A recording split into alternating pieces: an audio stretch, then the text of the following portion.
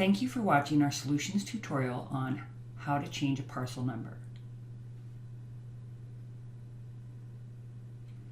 If you're an assessor's office, you'll click on Transfer Split Consolidation Maintenance. If you're in the auditor's office, you're going to click on Real Estate Transfer Split Consolidation Maintenance. You want to make sure that you're either in standalone or combined mode, and you want to make sure you're in transfer split. You'll enter the existing parcel number or the old parcel number,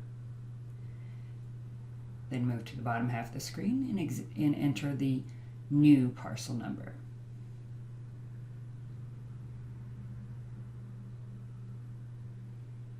You'll click Continue. You'll see at the bottom it says Creating a New Parcel Number. You'll click Save. You can choose to print. Hit the drop down, choose the printer you'd like to print to, click Submit, and you have now changed the parcel number. Click Exit. Your report will print to the printer you've selected, and you now know how to change a parcel number. Thank you for watching our solutions tutorial.